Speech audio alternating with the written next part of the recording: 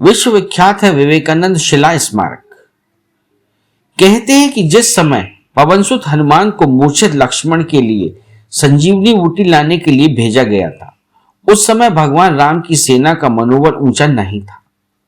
जब महाबली हनुमान जी को पहाड़ पर वह बूटी नहीं मिली तो वह पूरा पहाड़ ही उठाकर वायु मार्ग से लंका जा पहुंचे, जहां भगवान राम का रावण से पौराणिक युद्ध हो रहा था। संजीवनी बूटी समय पर मिल जाने से मूर्छित लक्ष्मण सचेत हुए और बाद में युद्ध का फैसला भी श्री राम के पक्ष में ही रहा। जिस समय हनुमान जी संजीवनी बूटी सहित द्रोणाचल पर्वत को लेकर उड़ रहे थे, उस समय कुछ शिलाखंड कन्याकुमारी की भूमि पर गिर पड़े। इसलिए आज भी कुछ पहाड़ियों पर दुर्लभ औषधियां बूटियां पाई जाती हैं।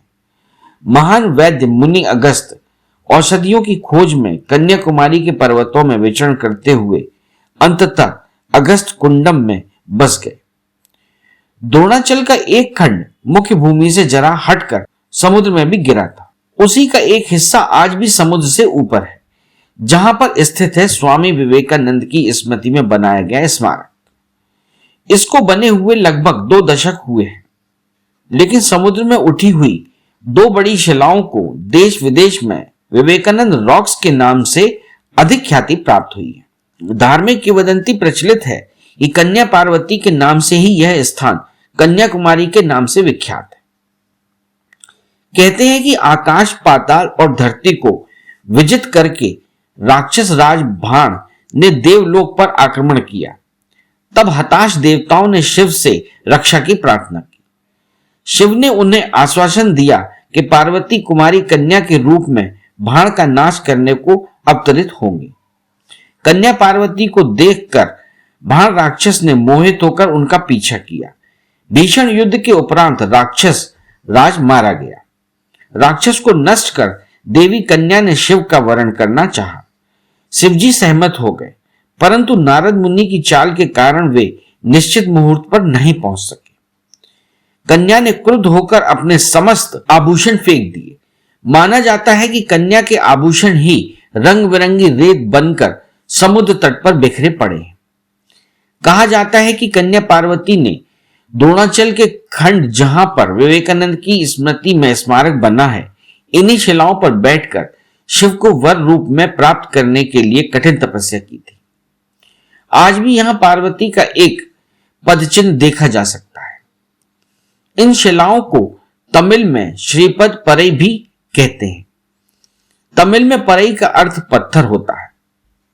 स्थानीय किंवदंतियों के अनुसार इन शिलाओं पर देवी कन्या का एक विशाल मंदिर था, लेकिन समुद्र के अतिक्रमण के कारण वह ध्वस्त हो गया। इसी कारण से देवी का दूसरा मंदिर मुख्य भूभाग पर बनाया गया, जो कि आज भी दर्शनीय है।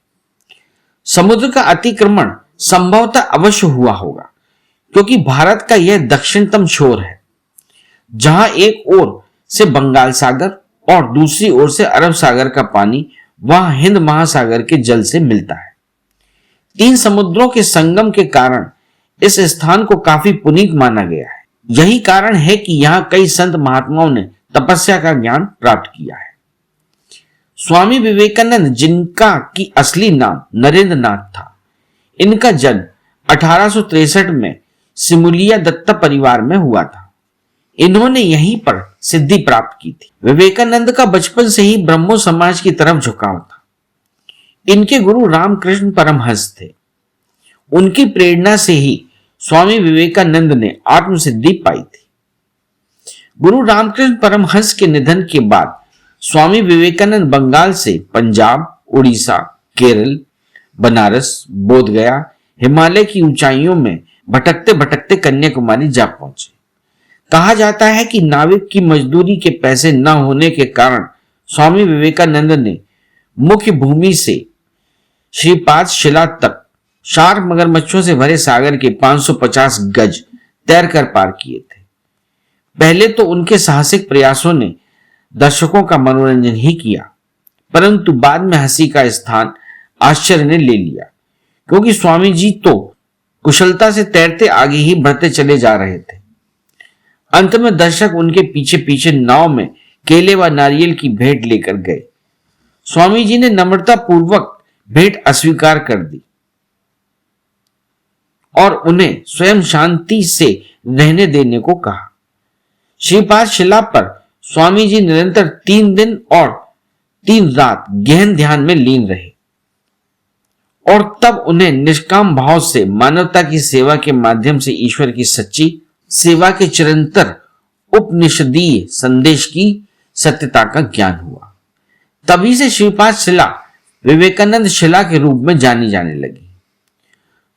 स्वामी विवेकानंद शताब्दी समारोह एवं विवेकानंद शिला स्मारक समिति ने 1964 में भारत माता के इस सपूत की स्मृति में एक स्मारक का निर्माण प्रारंभ किया। 6 नवंबर को सिर्फ 6 शिल्पियों की सहायता से, जो बाद में कार्य बढ़ने पर 400 हो गए थे, यहां पर 2 मुख्य निर्माण किए, विवेकानंद मंडपम तथा श्रीपाद मंडपम।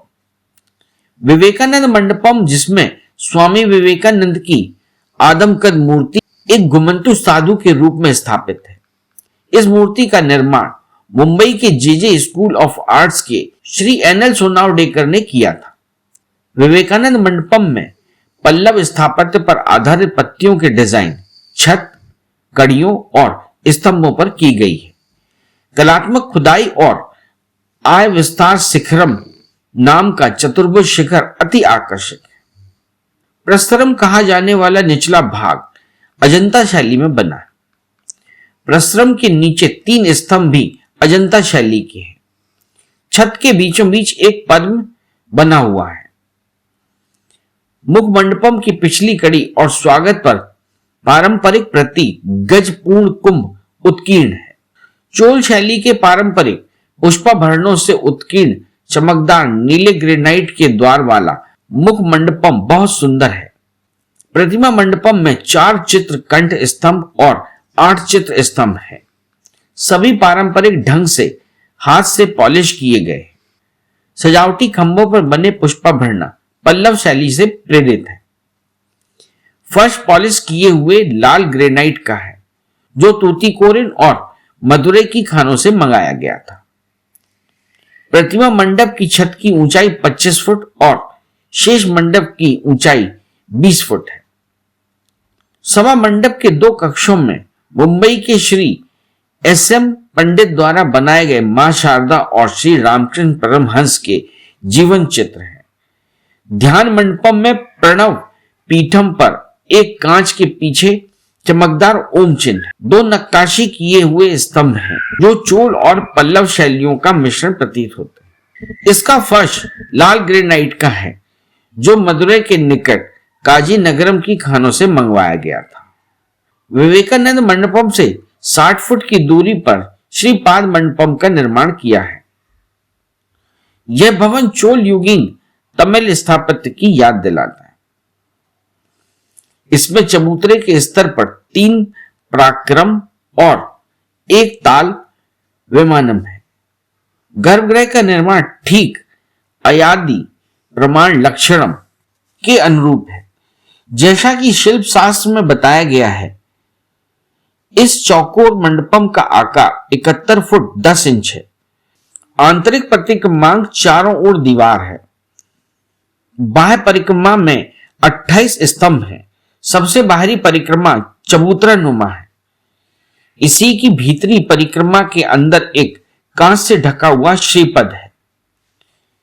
इस पर प्रतिदिन सुबह सूर्योदय के समय बिगुलनाद के साथ त्रिकोण केसरिया ध्वज, जिस पर ओम का चिन्ह अंकित है, चढ़ाया जाता है और सूर्यास्त के समय उतारा जाता है।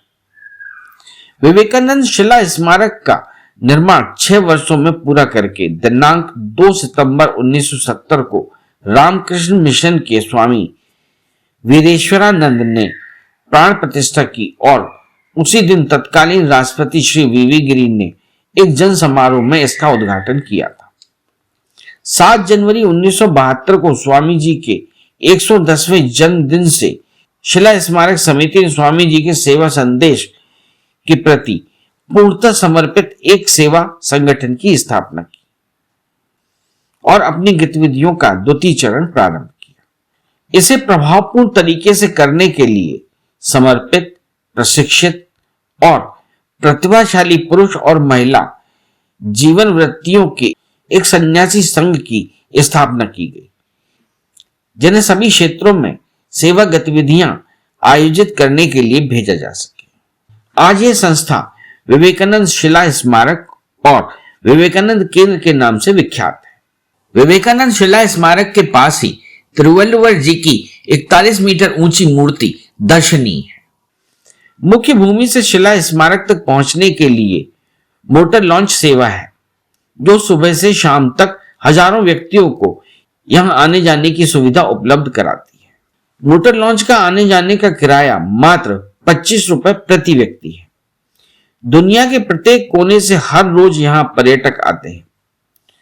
हर नई सुबह की पहली किरण के साथ ही श्रीपाद पताका फहराई जाती है, जिस पर अंकित ओम के माध्यम से जैसे स्वामी विवेकानंद का संदेश सूरज की अंतिम किरण तक चारों ओर प्रसारित होता है। गर्मियों में कन्याकुमारी का अधिकतम तापमान 34.8 डिग्री सेंटीग्रेड होता है तथा सर्दियों में न्यूनतम तापमान 22.4 डिग्री सेंटीग्रेड तक रहता है। अतः कन्याकुमारी पर्यटकों को संपूर्ण वर्ष अपनी ओर आकर्षित करता है। कन्याकुमारी दक्षिण रेल का दक्षिण भारतीय अंतिम रेलवे स्टेशन है, जो देश के प्राय सभी प्रमुख नगरों से रेल मार्ग द्वारा जुड़ा हुआ है। कन्याकुमारी सड़क मार्ग द्वारा दक्षिण भारत के प्राय सभी प्रमुख नगरों से जुड़ा है, जैसे त्रिवेंद्रम, चेन्नई, एर्नाकुलम आदि। वायु मार्ग से जाने वाले पर्यटक त्रिवेंद्रम तक वायु मार्ग से पहुंच सकते हैं, जो कि कन्याकुमारी से 86 किलोमीटर की दूरी पर स्थित है। त्रिवेंद्रम से कन्याकुमारी तक बस, टैक्सी अथवा रेलगाड़ी किसी भी साधन से पहुंचा जा सकता है। त्रिवेंद्रम बेंगलोर, मुंबई, दिल्ली, चेन्नई, कोचीन, कोलंबो आदि नगरों से कन्याकुमारी वायु मार्ग द्वारा जुड़ा हुआ है। कन्याकुमारी में पर्यटकों के ठहरने के लिए कई होटल, लॉज, धर्मशालाएं आदि उपलब्ध है। अरे हाँ, इस चैनल को लाइक और सब्सक्राइब करना ना भूलें। देखते रहिए बंजारा बीट्स।